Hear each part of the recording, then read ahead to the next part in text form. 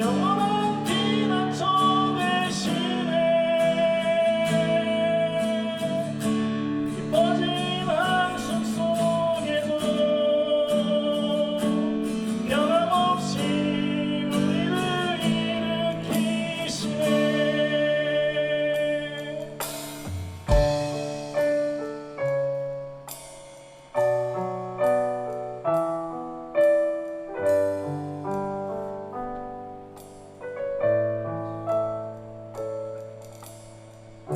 주의 손 날 붙드시네. 영원한 피난처 되시네. 깊어진 한숨 속에도 변함없이 우리를 일으키시네.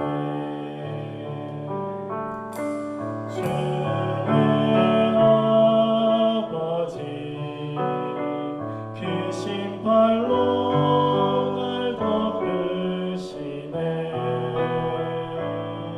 주는 내 큰 능력 변함없이 우리를 일으키시네.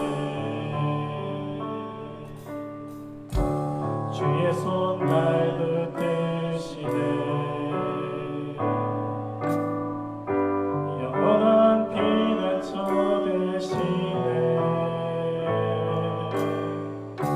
깊어진 한숨 속에도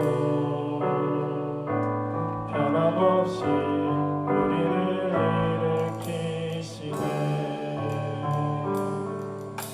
주의 아버지 크신 팔로 날 덮으시네. 주는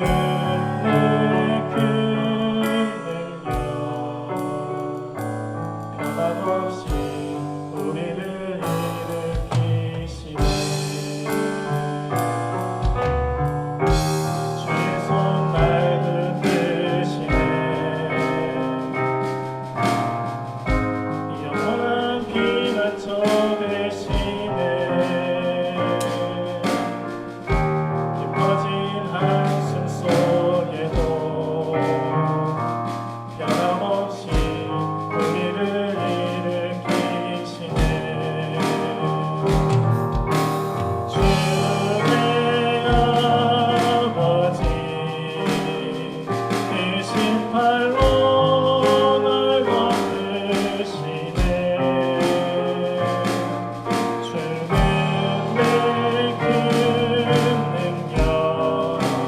주는 내 큰 능력 변함없이 우리를 일으키시네. 주의 손 날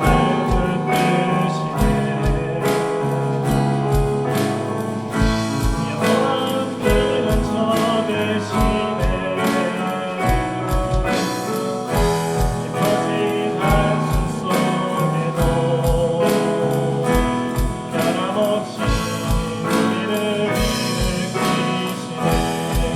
변함없이 우리를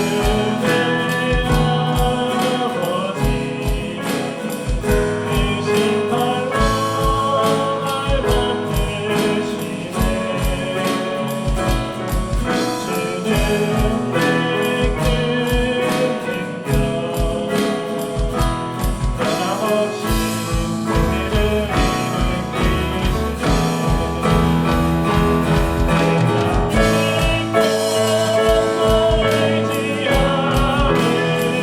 내 모든 영광 하시는 주님 그거로 나를 싣고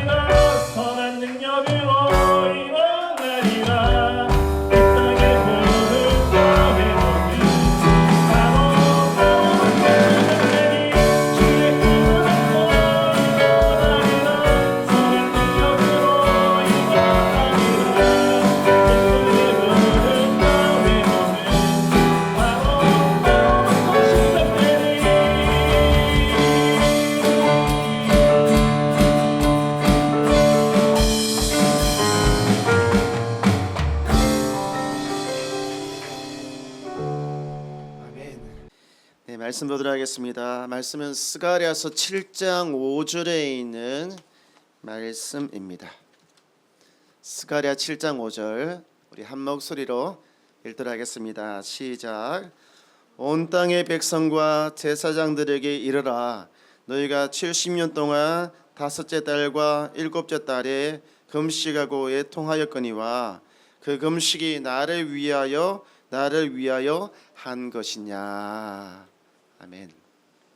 오늘 주님께서는 이 본문의 말씀을 통해서 이 금식이 누구를 위한 것이냐라고 질문을 하고 계십니다. 그래서 저는 이 말씀을 바탕으로 해서 새로운 시작, 새로운 방향이라고 하는 제목으로 우리 성도님들과 함께 7장의 말씀을 나누려고 합니다. 7장은 6장과는 좀 차이가 있습니다. 어떻게 차이가 있냐면 6장 다음에 7장이지만 6장에서 7장까지 이렇게 오는 이 기간이 무려 2년입니다. 그러니까 스가랴 6장이 기록된 것은 다리오 왕 2년째인데 반해서 7장이 기록된 것은 다리오 왕 4년에 기록이 되어졌어요. 그러니까 2년의 기간이 이렇게 소요가 된 것이지요. 이 2년 동안에 무슨 일이 있었느냐? 그렇게 하나님의 집을 세우려고 했는데 그 2년 동안에 그 하나님의 집이 완공이 됐습니다. 하다가 중단되고 뭐 어떻게 힘들다가 막 삐걱삐걱거리던데 완공이 됐어요. 건축이 된 것입니다. 그리고 이 스가랴 7장은 제2성전 하나님의 집이 완공되고 난 다음에 우리가 앞으로 어떻게 신앙생활을 할 것인가, 우리가 어떤 신앙의 자세로 살아가야 될까라고 하는 이 고민을 하던 시기에 이 스가랴 7장이 그 백성들에게 주어지게 된 것이죠. 우리는 교회도 옮기고 그리고 그곳에 센터도 옮기려고 하는 준비를 오래전부터 했습니다. 그리고 몇 달 전부터는 이 스가랴서의 말씀을 전하면서 기도하기 시작했잖아요. 그래서 우리도 이 6장에서 멈추지 않고 계획으로만 끝나지 않고 7장은 뭐예요? 완공되는 거잖아요. 이루어지는 거잖아요. 그래서 7장으로 넘어가기를 우리가 너무너무 간절하게 원했단 말이에요.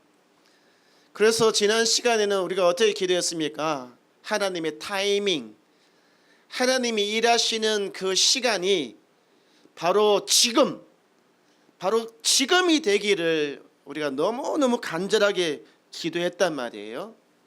그리고 그 결과로 우리는 이곳으로 이사하게 되었습니다. 이 그림을 보시면 우리가 옮겨가게 될 교회의 건물이 나와 있습니다. 예쁘지요? 그죠? 우리는 2층과 3층을 저희 센터랑 교회로 사용을 하게 되었습니다. 그래서 일정에 대해서는 교회 주보에다가 올려놨어요. 이렇게 일정을 잡아서 9월 14일 전에 교회는 이사를 갑니다. 그리고 2층은 9월 첫째 주간쯤에 이사를 갑니다. 그래서 9월 첫째 주, 둘째 주에 다 이렇게 이사를 가게끔 우리가 일정을 잡아놓고 있어요.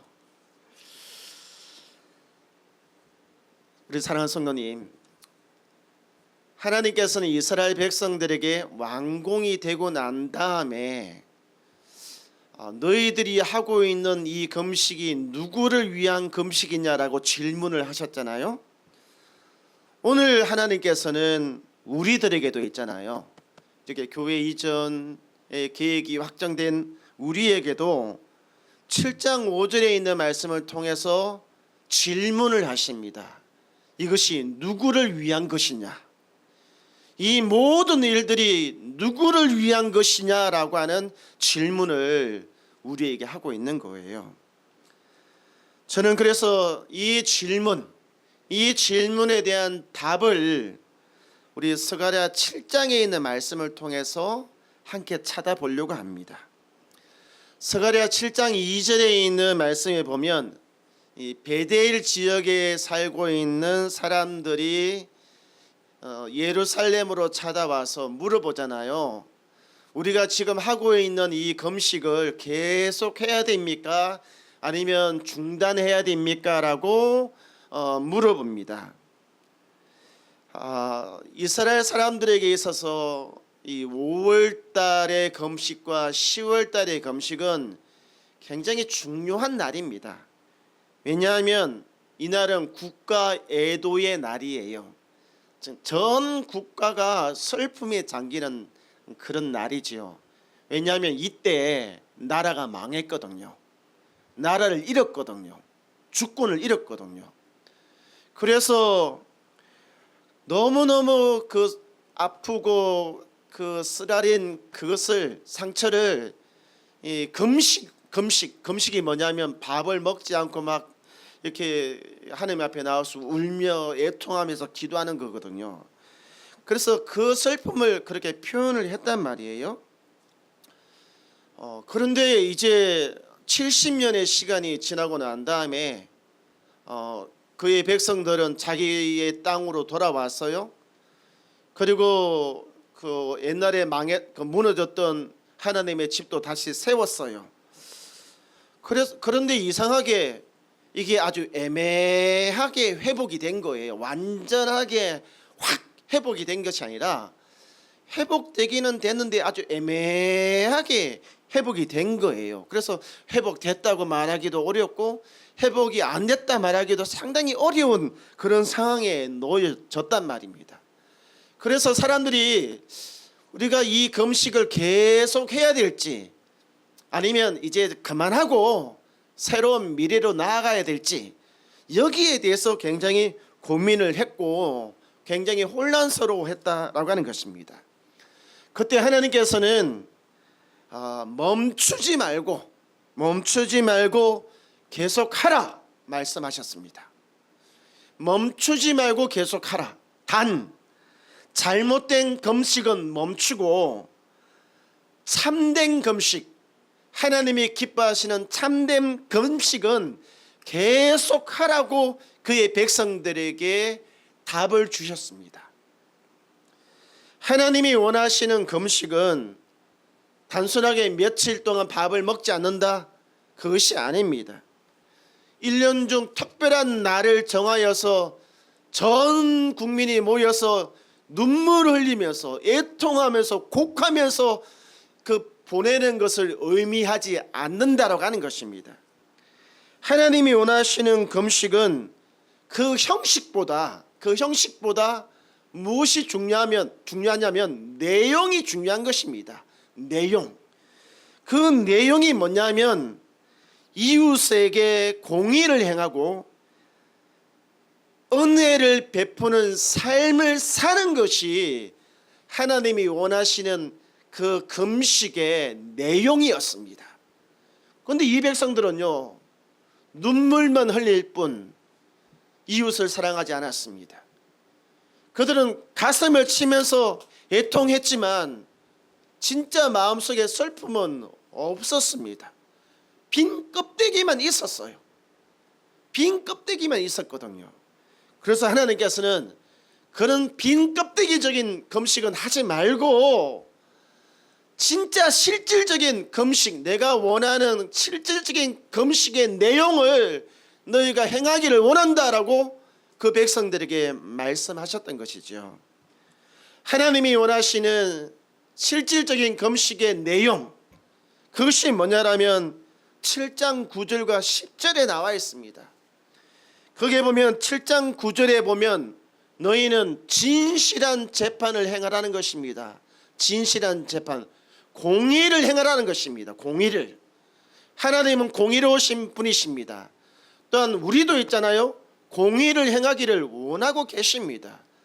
진실한 재판이라고 하는 이 말의 의미는 뭐냐면 빽 있고 돈 있고 능력 있는 사람한테는 죄를 지어도 죄가 없는 것처럼 넘어가고, 가난하고 연약하고 부족한 사람에게는 요따만한 죄를 이따만하게 부풀려서 이따만하게 형벌을 내리는 그런 재판을 하지 말라는 것입니다. 서로 인애와 긍휼을 베풀어라라고 하는 말은 뭐냐면 너희가 하나님께 받은 그 사랑, 그 은혜를 너희가 받았으면 그것을 다른 사람에게 베풀어라 라고 하는 말씀인 거예요. 여러분, 어떻게 보면 이것이 금식과 전혀 상관이 없는 것처럼 보이지만 이것이 하나님이 원하시는 금식입니다. 이것이 원하시는 금식이에요.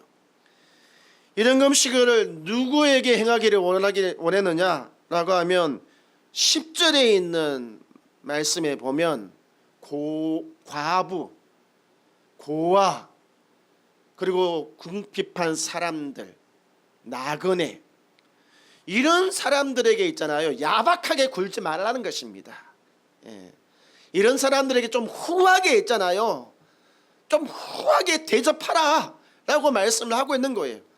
이런 사람들은 어떤 사람들입니까? 도움이 필요한 사람들이잖아요. 도움이 필요한 사람에게 야박하게 하지 말고, 인정 없게 그렇게 하지 말고 후하게 있잖아요, 후하게 풍성하게 있잖아요, 베풀어라라고 말씀을 하고 있는 것이죠. 특별하게 이 나그네라고 하는 이 표현은 성경에서 나그네는 이스라엘 사람들이 아닙니다. 다른 지역에서 그 땅에 살고 있는 사람을 나그네라고 이야기하거든요.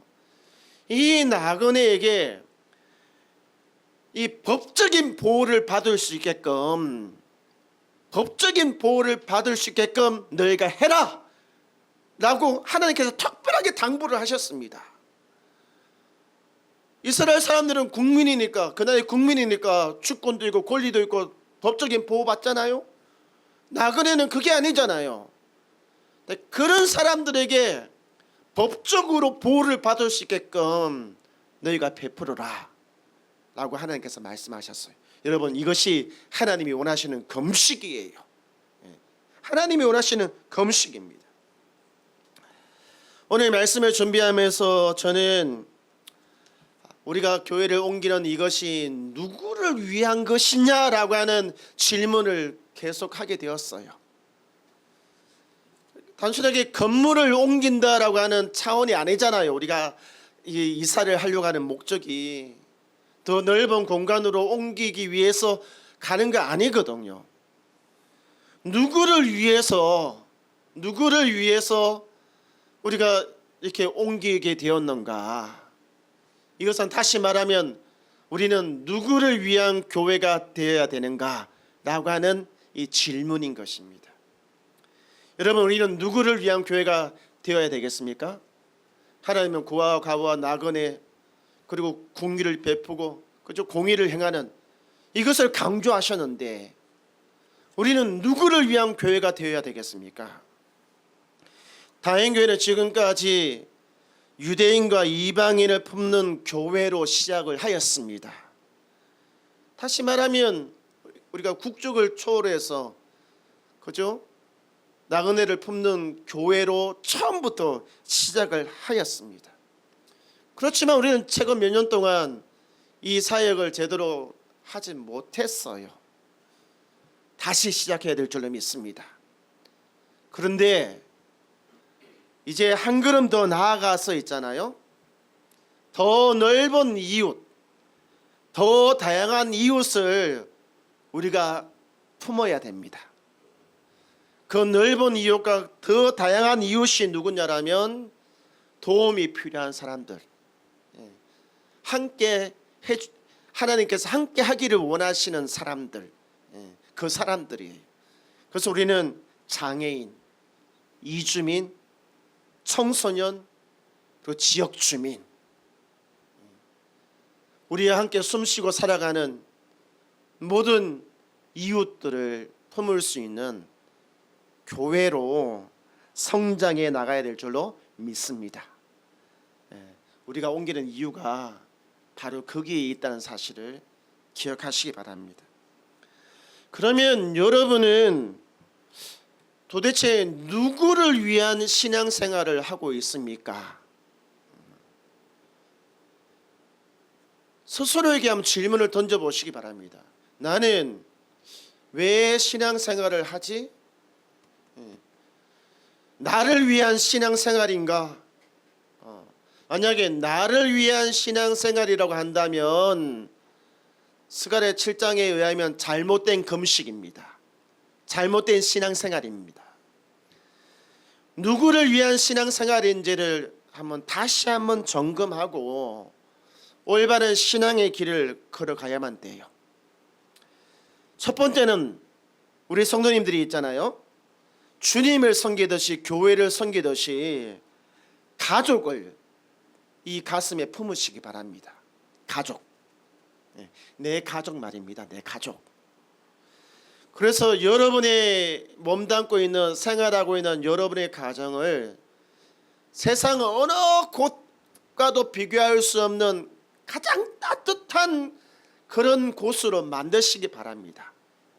내 자녀들이, 내 후손들이 있잖아요. 멀리 떨어져 있다가도 내 집으로 오는 이것을 너무 기뻐하고 즐거워할 수 있는 그런 여러분의 가정으로 만드시기 바래요.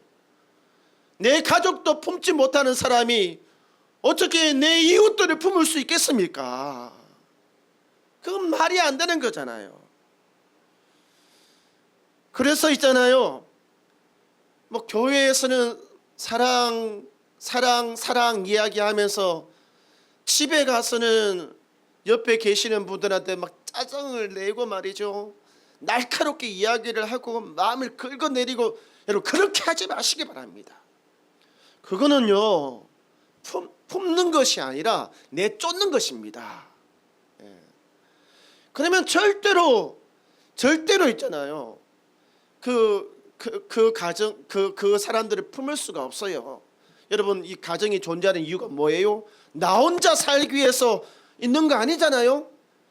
그것이 누구를 위한 가정이 돼야 됩니까? 우리 가족들을 위한 것이 돼야 되잖아요. 그렇잖아요, 그죠? 나만 있겠다 그거 아니잖아요.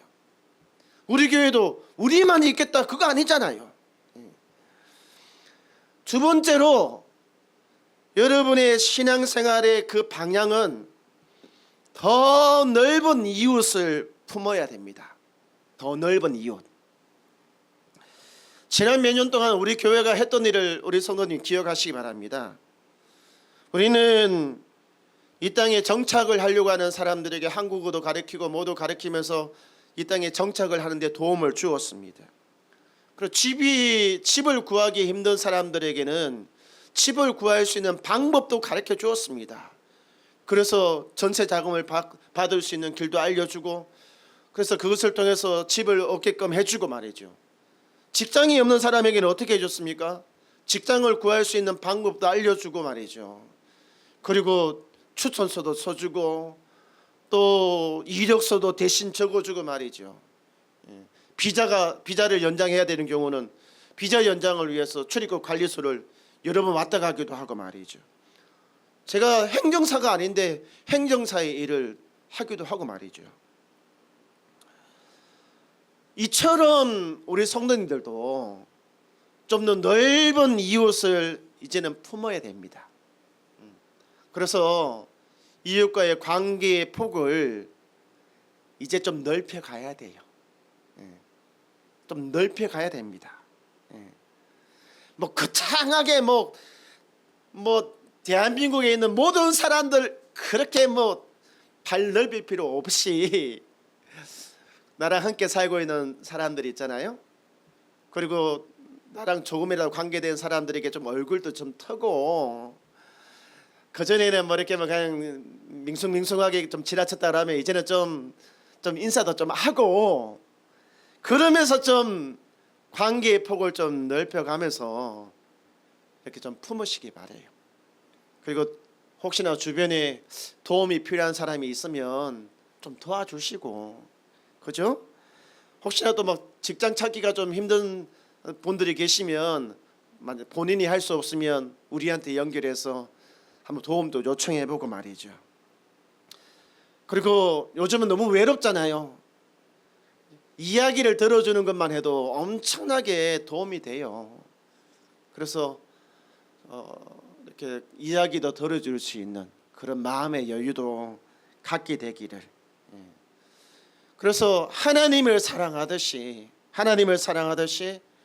내 이웃을 사랑하는 삶, 그것이 우리가 이제 새롭게 시작해야 되고 새롭게 방향을 설정해야 되는 그 사역인 거예요. 그것입니다. 여러분, 거창하지 않잖아요. 단순하잖아요, 그죠? 근데 하나님은 이것을 원하신다니까요. 이것도 못하니까 하나님이 계속적으로 말씀하시는 거잖아요. 그래서 십계명의 주계 하나님의 율법을 딱 정의했을 때 하나님을 사랑하고 내 이웃을 사랑하라라고 딱 정해 주셨잖아요. 이거 외에 하나님이 원하시는 것이 뭐가 있습니까? 우리가 이것을 실천해 나갈 수 있는 교회와 성도님이 되시기를 축원드립니다. 이제 이전을 하면서 좀 기대도 되고 좀 불안하기도 합니다. 하지만 이런 불안감을 이겨내고 이제 주님께서 말씀하신 그 참된 금식을 이제 하나씩 이루어 나가게 되는 그런 교회, 그런 성도가 되시기를 주의 이름으로 축원드립니다. 아멘. 우리 함께 찬양하도록 하겠습니다.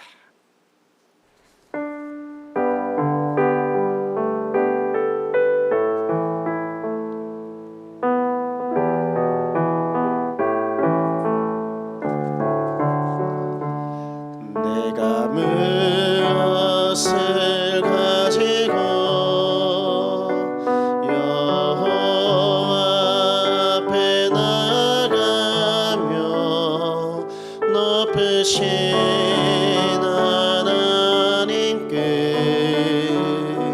경배할까.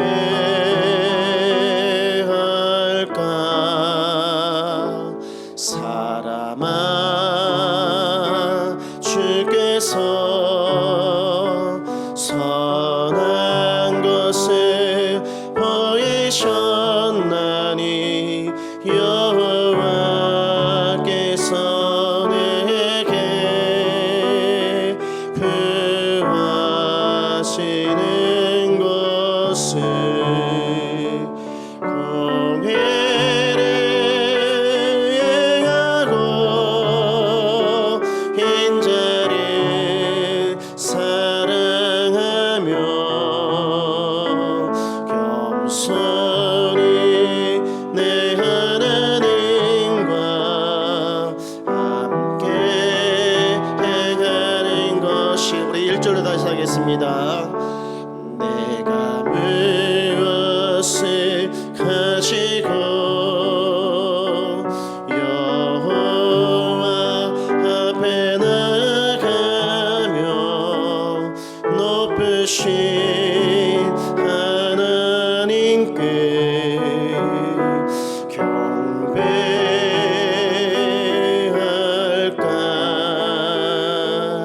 사람아, 주께서 선한 것을 보이셨나니 여호와께서 내게 구하시는 것을 공의를 행하고 인자를 사랑하며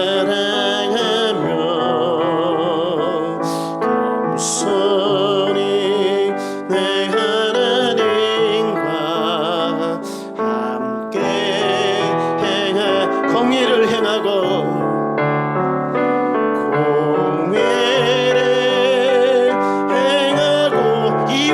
사랑하며 이웃을 사랑하며 겸손히 내 하나님과 함께 행하는 것이라. 우리 이 시간 함께 기도하기를 원합니다. 교회에서 기도하실 때 우리 교회가 우리와 함께 살아가고 있는 이 지역의 더 많은 이웃들을 섬기는 교회, 이벤트가 아니라 삶으로 섬기는 교회가 되게 해달라고 기도하기를 원합니다. 우리 성도님들을 위해서 기도할 때 하나님을 사랑하고 내 이웃을 사랑하게 해달라고 기도해 주시기 바랍니다. 마치 이벤트처럼 특정한 날에 행사용으로 다른 사람 이웃을 찾아가고 교회로 초대하는 것이 아니라 내 삶 속에서 가슴에서 우러나는 내용이 있는 사랑으로 내 이웃을 사랑하게 해달라고 기도하기를 원합니다. 함께 기도하겠습니다. 살아계신 하나님, 우리에게 새로운 길을 허락해 주셔서 감사합니다. 이 길을 걸어감에 있어서 하나님께서 우리에게 무엇을 원하시는지, 우리가 무엇을 행하기를 원하시는지를 명확하게 우리가 인식하고 받아들이며 그것을 나의 삶으로 행하게 되기를 원합니다. 이제는 우리 주 예수 그리스도의 끝까신 은혜와 하나님 아버지의 놀라신 사랑과 성령 하나님의 감화 감동 교통하심이 하나님이 원하시는 삶, 하나님이 원하시는 교회가 되기를 원하는 교회와 성도들 머리 위에 이제로부터 영원토록 함께 있을지어다. 아멘.